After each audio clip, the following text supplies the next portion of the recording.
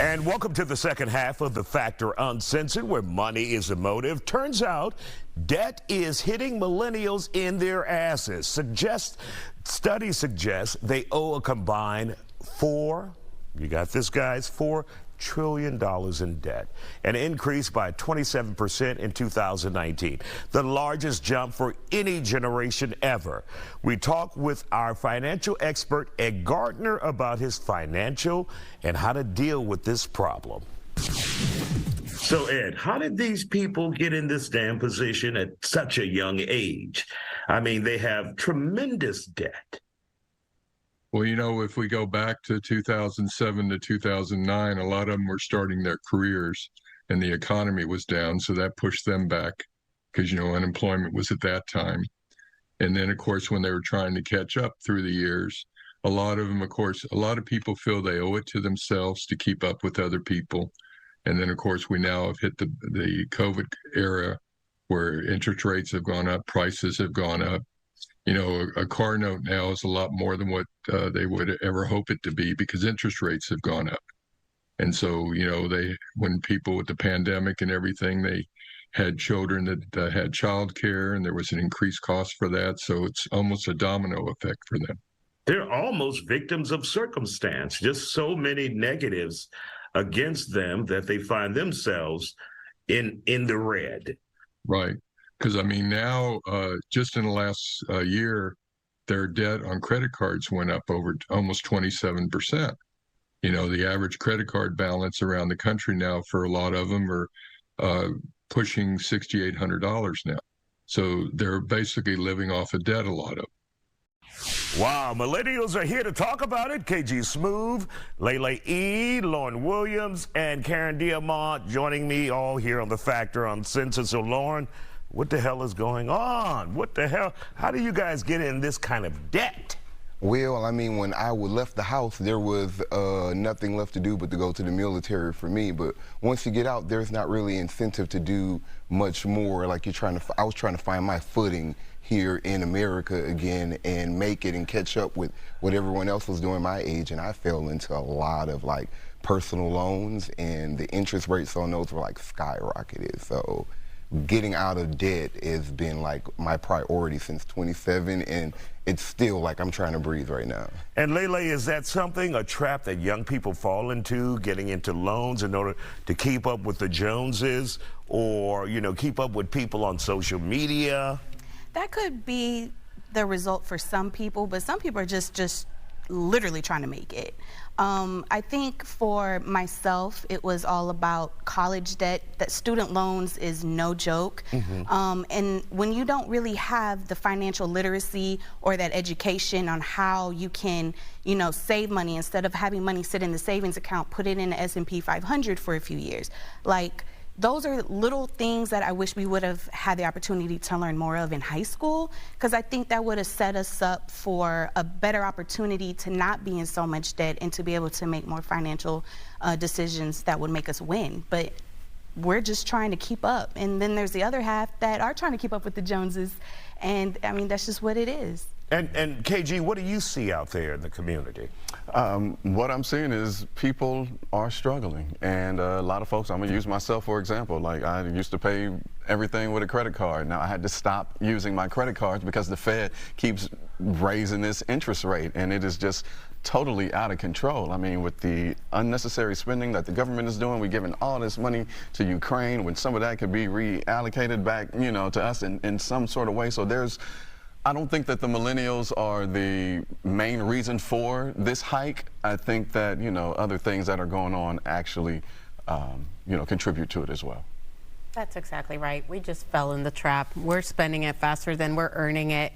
That's the sad reality. And I think also But what motivates that spending? Why are you spending so much before you earn it? Yeah, I do think some people do fall into the trap. You know, social media has set this unprecedented reality, and we're trying to keep up with it. I think people are also lacking the financial literacy and not tapping into the resources that are available to us. And I do think that people live their life in financial stages. You know, you're either really good or you're, you know, conservative with your spending, or you're disciplined, and it takes a level of discipline to move on to the next financial chapter of your life. So if you don't lean on those tools and resources and discipline, you will, come into a bad place. But the events of the pandemic got us here. I think, unfortunately, everyone was like Oprah, giving away cars, giving away houses, giving away credit cards. Yeah. I'm like, Target, I don't need $30,000. What am I going to do at Target? Do you? I mean, $30,000 but that's like 10 trips to Target right there. Right there. 10 trips, that's every store you walk into, though. You go to Best Buy, hey, you want to sign up for a credit card? And, like, they're giving them away like candy. So what do you do at that point, especially when you come from a low-income home? It's like, well, I do want to get these things, or I should have this. And you know what I noticed just recently, like just this week, there was a time when you first went to college, they would give you these credit card offers, but then they pull back on that. Yeah. Right. But now you go on social media and there are those offers again for very young people, and you get caught in that particular trap. Right, and it's actually a series of events that leads you down a personal financial crisis. It could be that one credit card that you took with a high interest without reading the fine print. It could be that one Klarna payment. You accidentally fell into the trap. You didn't pay it off in 90 days. Now guess what? You've got a lifetime commitment paying for something that you were trying to you said, I'm going to pay it in my next 2 paychecks. But I think the educational system has a role to play in that, because they didn't teach us the importance of credit and how it can mess us up later on down the line. Now, did they tell us how to balance a checkbook? Yes. But did they explain the importance of credit and what it is? Absolutely not. And that's why it's important for, parents to also get their children involved now.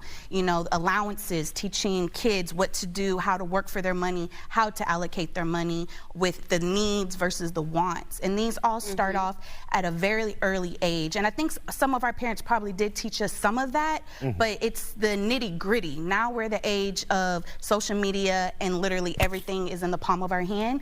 So research is very, very important, but also to kind of touch a little bit about the economy and what KG was saying is, I mean, some of it is y'all's fault. You know what I'm saying? Because when you really think about it, there's no $30,000 homes I'm about to speak truth to power. We were better off financially under Donald Trump. I mean, taking emotion out of it and looking at it from a logical standpoint, financially, we were better off under Trump. I was trying to blame him. You brought it to the We're gonna go. Well, I want to go back to school. I mean, he makes a valid point. You tend to. Well, go ahead. We were better financially, like he says, under that regime because we were given this compensation that was created. It was a created economy to offset what now, are the you pandemic talking about was pandemic, though, or are you talking about basic economics? Basic economics. So he's not talking about the pandemics and any... I think it because just when the all pandemic plays started, into that, I mean, let's talk about it. When the pandemic started, I mean, the president's role was kind of X'd out and FEMA was carrying everything. And FEMA is still running everything now because we're still under a state of emergency because of the scamdemic. So, yeah. So he The prefers a scamdemic. Republican administration for finances. We ain't got all night, so I'm gonna catch you after. I just prefer education, okay? Catch you outside. Millennials, you young people. A lot of you, still to come, a lot of you watching at home may be able to relate with these money problems, but you don't have to worry. We will tell you how to fix the problem next. And welcome back to Factor Uncensored. So what do you do if you're facing a mountain of debt like millennials right now?